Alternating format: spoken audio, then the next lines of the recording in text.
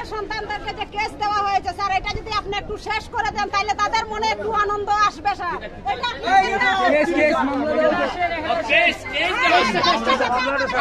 আমি শোনো, মামলা টামলা আমি তো আগে যেগুলা পাইছি, এখন আইসা নতুন এমপি হিসাবে তোমাদের যেন কোন ধরনের অসুবিধা না হয় এটা দেখার জন্যই তো আমারে ভোট দিছো তোমরা। সব বিষয়ে আমি চেষ্টা করবো। আর চা বাগান মনে রাখবা, চা বাগান হচ্ছে গিয়ে এটা তোমাদের রুটি রুটির জায়গা।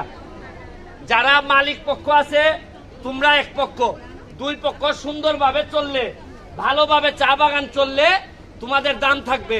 নাইলে আমি আইসা কয়দিন তোমরা চাল দিব।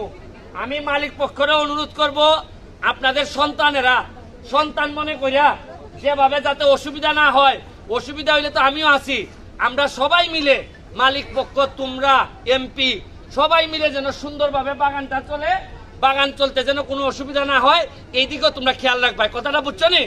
আর যে কোনো বিপদে আমি তোমাদের সাথে। হ্যাঁ,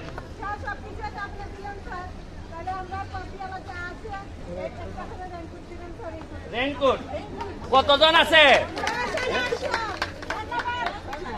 শোনো, একটা রেইনকোটের কথা কইছে যে বৃষ্টির মধ্যে আইলে একটা পাতা তোলার লাগে রেইনকোট লাগবো। আমারে যদি কইতে যে আকাশ থেকে বৃষ্টি আইন না দেও, তাও আমি দিতাম। আমার কলিজা সম্পর্কে তোমরা ধারণা আছে কিনা জানি না। আমি কইছি যে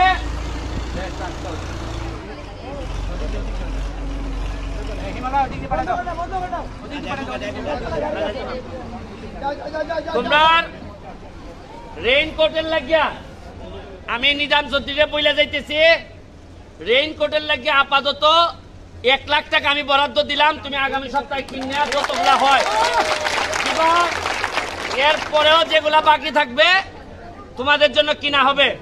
তোমাদের নাচঘর, মন্দির, রাস্তা, প্রাইমারি স্কুল, বাচ্চাদের পড়াশোনা, এই 4টা কাজ না শেষ করে আল্লাহ যেন আমার পৃথিবী থেকে বিদায় না নেয়, আমি এটা শেষ করে দেই। আমি শুধু বক্তব্য দিতে আসি নাই। এই দেখো, এই সূর্যের তলের থাইকা এই আগুনে পুরার অভ্যাস যেহেতু তোমাদের মতো আমার আছে, তাহলে মনে রাখো তোমাদের থেকে আমারে কেউ আলাদা করতে পারবে না, কেউ পারবে না আলাদা করতে।